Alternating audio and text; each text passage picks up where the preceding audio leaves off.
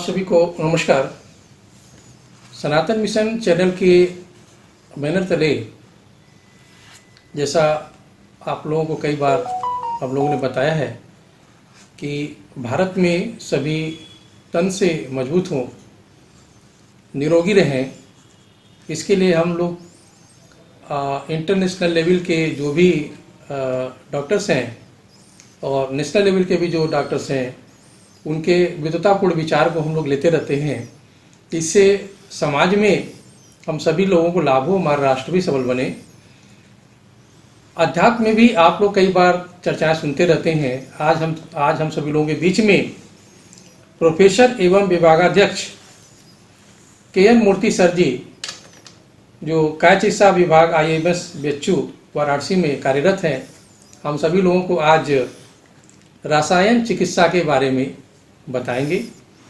रसायन चिकित्सा के बारे में संक्षिप्त परिचय मैं आपको दे दूं कि ये जरा रोग माने जो वृद्धावस्था के रोग हैं उसके बारे में सर बताएंगे क्या इसकी क्या उपयोगिता है, इससे किस प्रकार से हमारी इम्यूनिटी सिस्टम बढ़ सकती है, किस प्रकार से इसमें हम इसका इस्तेमाल करने से वृद्धावस्था को रोक सकते हैं, वृद्धावस्था को आने में डिले कर सकते हैं। हमारे बीच में अब मंच हम प्रदान देते हैं सर को, प्रोफेसर एवं विभागाध्यक्ष KN मूर्ति सर को।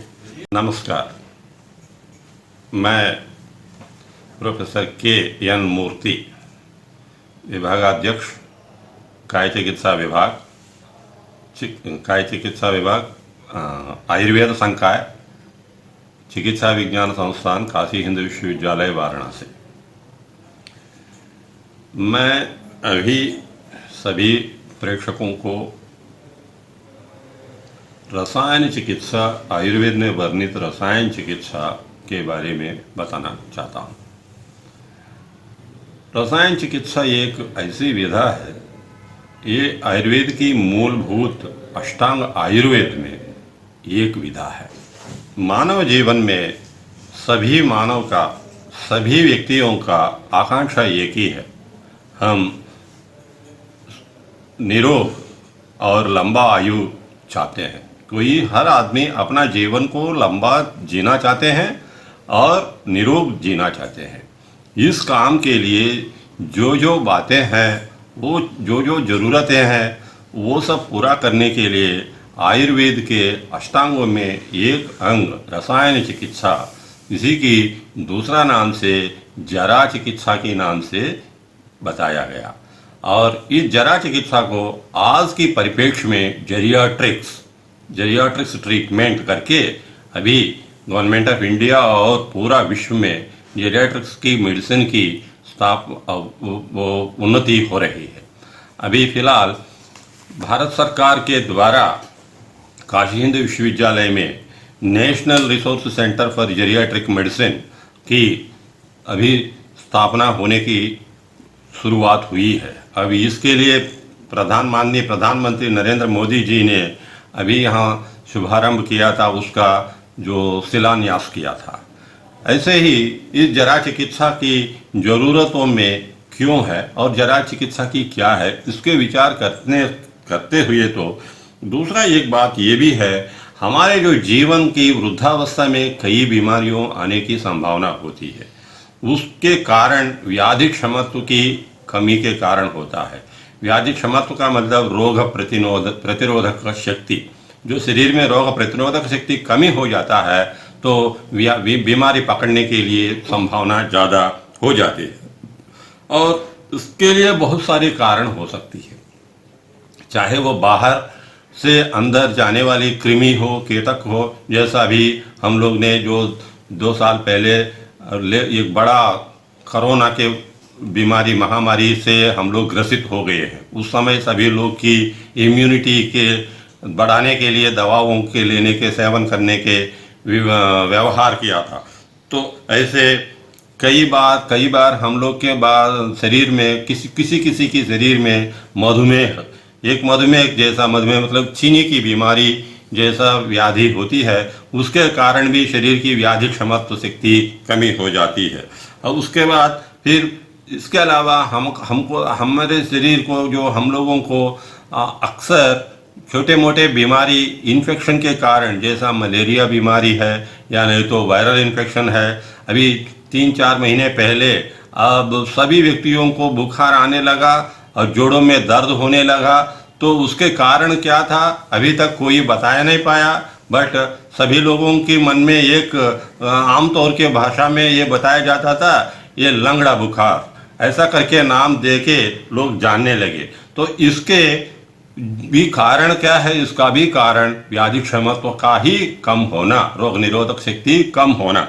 फिर इसके अलावा हम हर दिन हवा में गांव में चलते हैं, रोड पर चलते हैं, तो रोड पर कई मोटरसाइकिल या कार या लारी, ये सभी की धुआं बाहर निकलती है। उस धुआं के कारण भी एनवायरमेंटल पोल्यूशन होता है। उस एनवायरमेंटल पोल्यूशन भी हमारे शरीर की व्याधि निरोधक शक्ति, व्याधि क्षमत्व शक्ति को कम कर देता है।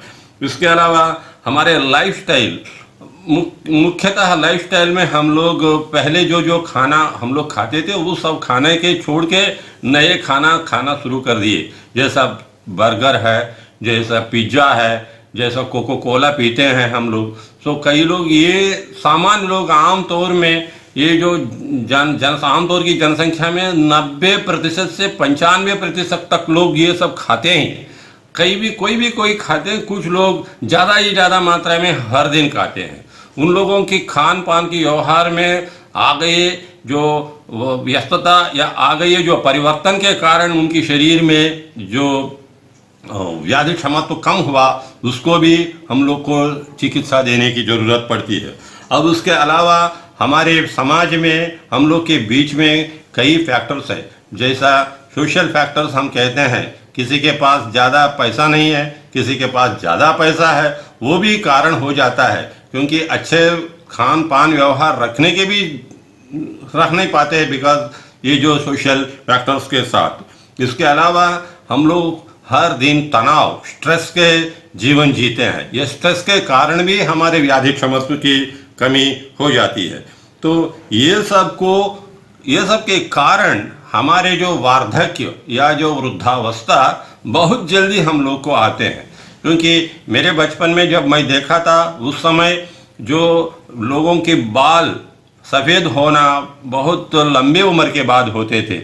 अब हम देखे थे तो आजकल की जमाने में तो लोग को 15 साल या 14 साल या 20 साल या 22 साल की उम्र में बच्चों में और वयस्कों में ये बाल पकना बहुत जल्दी शुरू हो गया। इसका कारण भी ये है, ये वृद्धावस्था का लक्षण है। इसके लिए भी हम लोग को निदान करना है तो हमको रसायन चिकित्सा, आयुर्वेद में वर्णित रसायन चिकित्सा लेने की बहुत ज़रूरत है। आयुर्वेद में वर्णित रसायन चिकित्सा लेने से क्या लाभ होगा, ये भी तो हमको जानना है।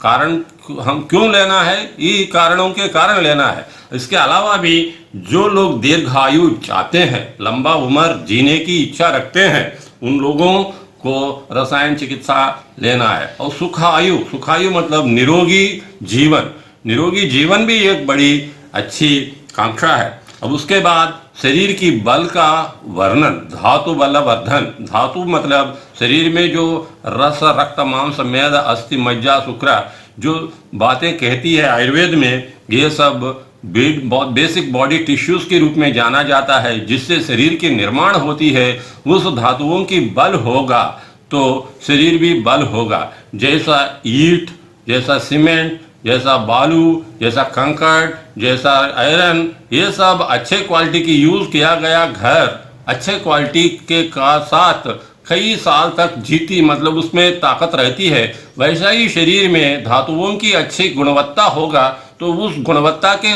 बना हुआ धातुओं से बना निर्मित शरीर कई साल तक निरोगी रहने की क्षमता रखती है। तो इसके लिए भी रसायन चिकित्सा सेवन की जरूरत बहुत है। इसके बाद व्याधि क्षमत्व का भी वर्धन रसायन चिकित्सा सेवन से होगा। तो ये रसायन क्या करेगा शरीर को? जो भी रसायन की द्रव्य सेवन करने से वो रसायन द्रव्य शरीर के जो धातुओं की पुष्टि करेगी। धातुओं की पुष्टि कैसे करेगा? जो भी हम शरीर के अंदर आहार या औषध लेंगे तो वो पहले जाएगा पेट में जाने के बाद उससे अग्नि से संयोग होगा। जो अग्नि के संयोग होने के मतलब आम भाषा में कहना है तो वो जीर्ण क्रिया होती है। वो जीर्ण क्रिया होने के लिए जो अग्नि चाहिए, जो डाइजेस्टिव पावर कहते हैं, वो अच्छे होना चाहिए। वो डाइजेस्टिव पावर को बढ़ावा देती है। डाइजेशन होने के बाद फिर वो शरीर के अंदर रक्त के द्वारा सभी शरीर के अवयवों में जाती है। तो उसके कारण है एसिमिलेशन या सर्कुलेशन, ये जरूरी है। सर्कुलेशन होने के बाद जो अवयवों में जाके जो अन्न या औषध वहाँ अपना कार्य करते हैं, उस कार्य करने के लिए वहाँ भी शरीर के अवयवों का संतुलन रहना है। ये सब कार्य बनाने के लिए आपके जो रसायन सेवन से ये सब काम आ जाती है। और इसका मतलब ये है, शरीर में जो प्रशिष्ट धातुओं का निर्माण करने की जो भी क्रिया होगा, उस क्रिया और हम उस क्रिया को रसायन चिकित्सा के नाम से जाना जा सकते हैं। और ये रसायन चिकित्सा बहुत पुरानी चिकित्सा है। ये 5000 साल पुराने से ये आयुर्वेद में बताया गया है। सबसे पहला चरक संहिता में भी बताया था, उसके बाद सुश्रुत संहिता में, फिर उसके बाद जो वाग्भट संहिता में, उसके बाद जो संहिता आए हैं। अब आते आते आज की ज़माने में, नया ज़माने में हम इसको ऐसा समझ सकते हैं, ये एंटीऑक्सीडेंट्स, न्यूट्रास्यूटिक्स, ये सब जो नए वर्ड्स के साथ जो आगे अभी हमको मार्केट में जो औषधियाँ मिल रही है, वो सब भी रसायन औषधियों के नाम से ही जाना जा सकते हैं। अब ये रसायन औषधि कितने प्रकार की होती है? रसायन औषधि आमतौर पर देखेगा तो 3 प्रकार की होती है। कोई रोग में रोग का नाशन करने के लिए भी जो भी कुछ द्रव्य दिया जाता है, वो भी रसायन कहते हैं। सभी द्रव्य नहीं, कुछ द्रव्य। तो फॉर एग्जाम्पल अभी आयुर्वेद में ये बताया गया है, कुष्ठ रोग है या कोई कुछ और रोग है, उसमें हम लोग कुछ दवा देते हैं। वो रसायन के रूप में व्याधि को कम करने के बजाय शरीर की धातुओं की शक्ति को बढ़ा के, शरीर की बल बढ़ा के वो बीमारी को कंट्रोल करते हैं। जैसा मधुमेह में हम लोग शिलाजित के प्रयोग करते हैं, मधुमेह में निशामलकी का प्रयोग करते हैं। ये सब धातुओं की शक्ति को बढ़ा के उसी के कारण रोग को कम करने के लिए कोशिश करता है। एक नैमित्तिक रसायन रूप से इसको जाना जाता है, निमित्त कारण से हम देते हैं। अब हम लोग हर दिन खाने में घी खाते हैं, हर दिन हम दूध पीते हैं।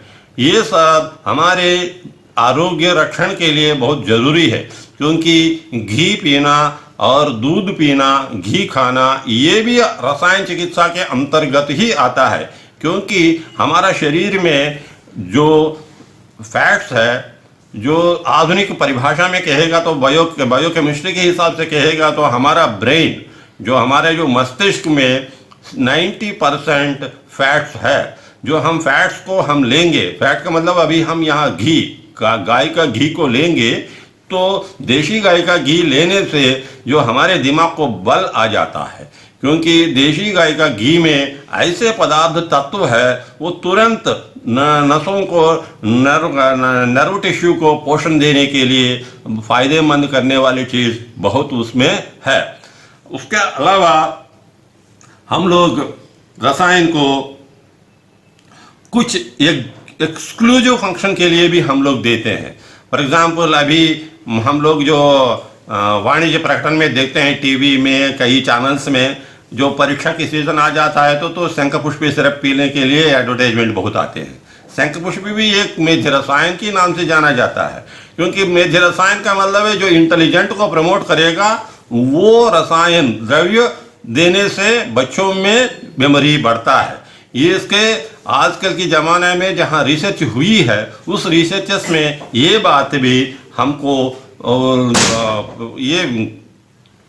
ये बात भी शास्त्र में जो बताया था वो लैब में भी प्रूव किया गया। हमारे जो रिसर्च में भी ये बात हम देखे हैं। ऐसे ही कई प्रकार की मेध्य रसायन बताया गया है। उसमें गुड़ूची सबसे बड़ा औषधि के नाम से जाना जाता है। और गुड़ूची एक ऐसा द्रव्य भी है, हर जगह मिलने के लिए बहुत सरल सब द्रव्य है, सरल औषधि है, मिलती भी है। ऐसा शंखपुष्पी, गुडुचि, यष्टिमधु, ये सब मंडूकपर्णी, ये सब दवाओं के नाम से बहुत अच्छे से जाना जाता है। ये 4 मेध्य रसायन बताया गया है। ये मेध्य रसायन या जो भी रसायन लेने से दीर्घम आयु मतलब शरीर, ये लंबा आयु, दीर्घम आयु, स्मृति का मतलब मेमोरी का बढ़ना, मेधा इंटेलिजेंस भी बढ़ना, दीर्घम आयु स्मृतिर्मेधा, आरोग्यम तरुणम वयः, आरोग्य मतलब निरोग रहना, तरुणम वयः मतलब है अब आपकी हमेशा यौवन देखेंगे, लोग की बुढ़ापा नहीं होगा तो लंबा समय तक यंग देखेंगे। जैसा जो सिनेमा एक्टर लोग अपने रखते हैं ना, जो वैसा हम लोग भी ये दवा खाने के कारण शरीर के अंदर से हम लोग यौवन देखेंगे, हमारा शरीर की धातुओं की पुष्टि के कारण यौवन दिखेगा। आरोग्यम तरुणम वयः, प्रभा वर्ण स्वर औदार्य। प्रभा मीन्स आपके जो शरीर से छवि होती है वो छवि अच्छे से दिखती है। कोई निरोग आदमी की शरीर से जैसा छवि होता है और रोग आदमी के जैसा शरीर के ऊपर, सिर के ऊपर छवि होता है, वो छवि जो देखने वालों को पता चलता है, वो छवि भी, प्रभा भी बढ़ेगा, वर्ण भी बढ़ेगा। आपकी जो शरीर की कांति में, शरीर की कलर में, शरीर की वर्ण में वो एकदम चमक आएगा, चमक आ जाती है। प्रभा वर्ण स्वर औदार्य, स्वरौदार्यम का मतलब आपके जो बोलने में और आपकी वॉइस की अच्छा गुणवत्ता होगी।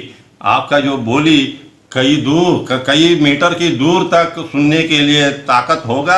आपको उतना जोर से बोलने के लिए जो भी बातें होती है उसके लिए आपको ताकत नहीं लगाने पड़ेगा, ये भी होगा। प्रभा वर्ण स्वर औदार्यम। देह इंद्रिय बलम, देह का बल भी होता है, इंद्रियों का बल होता है। इंद्रियों का बल का मतलब अब आपकी ज्ञानेंद्रिय, 5 ज्ञानेंद्रिय बताया गया है, जो आपके कान, नाक, आंख, त्वचा, शरीर की स्किन, त्वचा, और ये सब इंद्रियों में जो शक्ति, ताकत की शक्ति बढ़ जाती है। इसके कारण आप दूर तक देख सकते हैं, सूक्ष्म ध्वनि तक आप सुन सकते हैं, और आपकी घ्राण शक्ति अच्छा होने के कारण आपको खुशबू या बुदबू जो भी होगा उसके समतुल्य से अब आपको पहचानने में मदद होगी।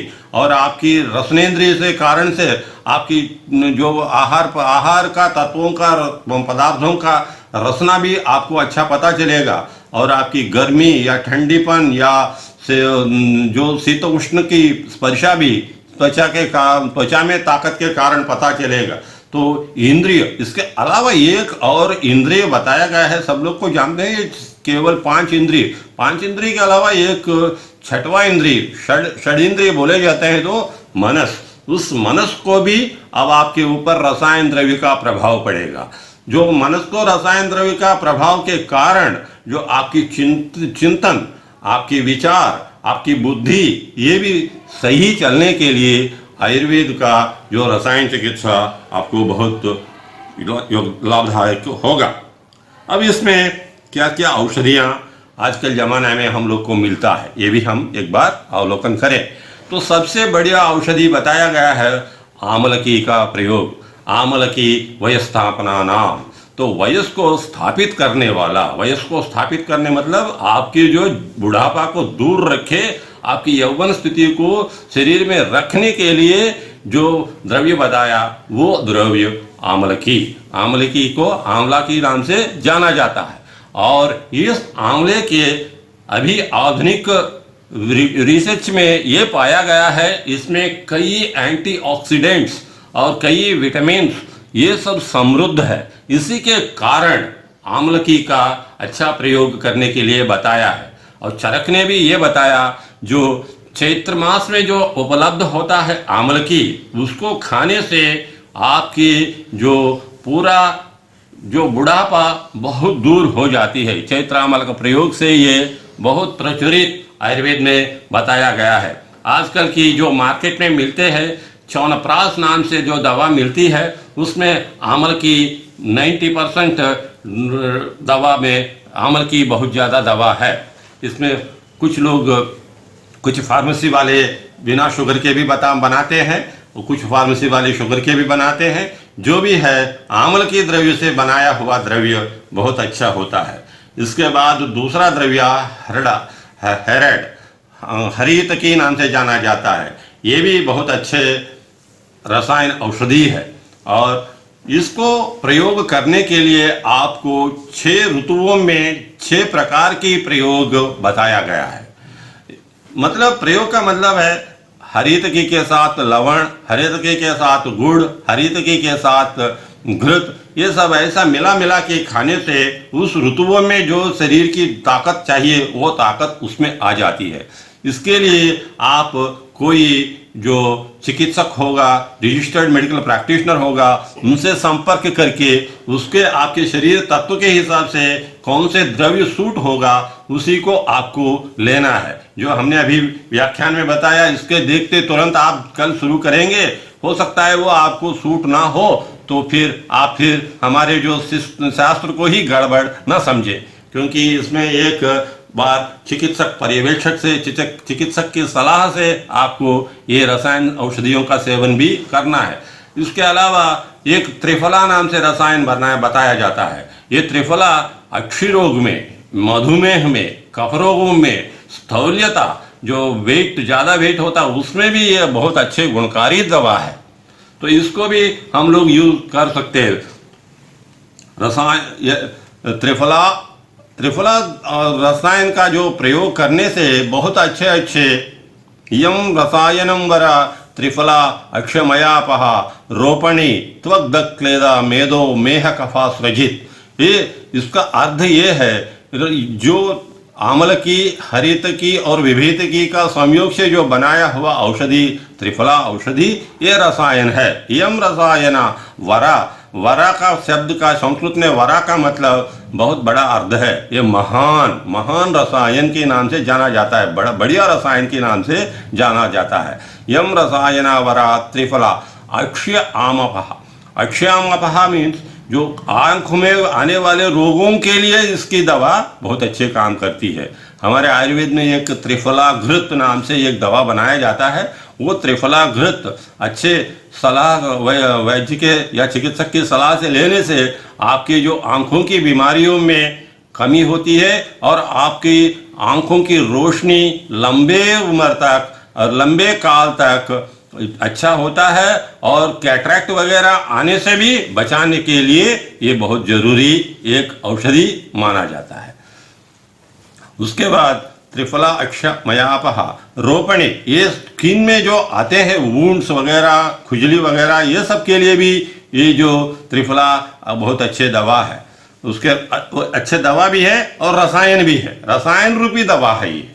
और उसके बाद फिर स्थौल्य में भी ये त्रिफला का सेवन करने से स्थौल्य भी कम होने के एक बहुत बड़ा योगदान है। और इसका मतलब केवल त्रिफला खाने से स्थौल्य कम नहीं होगा, इसके साथ में कुछ और औषधियों का भी सेवन करना है। इसके लिए आप चिकित्सक की सलाह लेना जरूरी है।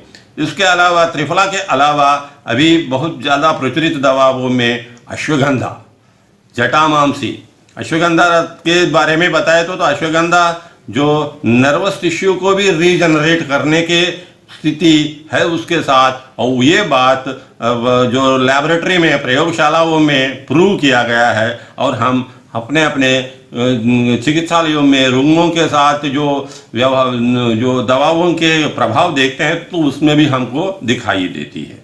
इसके अलावा हमारा जो गाय का घृत, घी घृत, गो से बनाया हुआ घृत, ये भी बहुत अच्छे दवा है। ये भी बहुत अच्छे दवा के रूप में भी बताते हैं, आहार भी है और औषधि भी है और साथ साथ ये रसायन रूपी द्रव्य भी है। क्योंकि घृत से जो भी दवा बताया जाए, घृत से जो भी दवा मिलाया जाए, वो दवा अपने गुण घृत के साथ बढ़ के शरीर को प्राप्त कराती है। इसीलिए आयुर्वेद की दवाओं में घृत मिला के खाने के लिए बहुत अच्छा प्राविधान बताया जाता है। इसके अलावा हमारे जो औषधियों में कुछ प्रकार की रसौषधियाँ, मिनरल ड्रग्स भी बताया गया है। उसमें सबसे बड़ा नाम शिलाजित। ये शिलाजित एक मिनरल बीच, इसका नाम दूसरा नाम भी मिनरल पीच के नाम से भी ये जाना जाता है। ये शिलाजित खाने से शिलवत, शिला मतलब पत्थर, हमारा शरीर पत्थर जैसा बनेगा।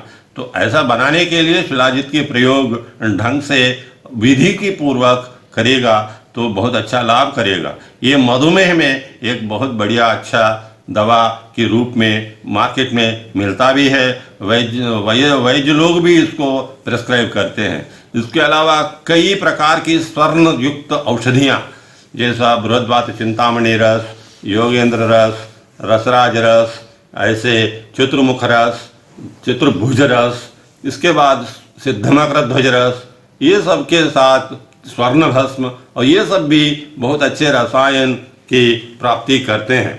ये स्वर्ण भस्म के बारे में बताया जाए तो हमारे यहाँ जो बनारस हिंदू विश्वविद्यालय में जो बायोकेमिस्ट्री के लैब में जो रिजल्ट्स पाया गया था, उसमें ये सेल लाइन स्टडीज़ में बहुत अच्छा इम्यूनिटी डेवलपमेंट के लिए, बहुत अच्छा इम्यूनिटी कंट्रोल के लिए भी बहुत अच्छा रिजल्ट्स दिया है।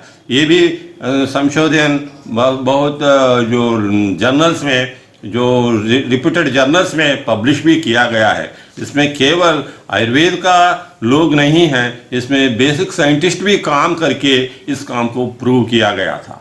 तो ये सब देखे तो रसायन की चिकित्सा के बारे में मैं थोड़ा बहुत बताया हूँ आपको। धन्यवाद।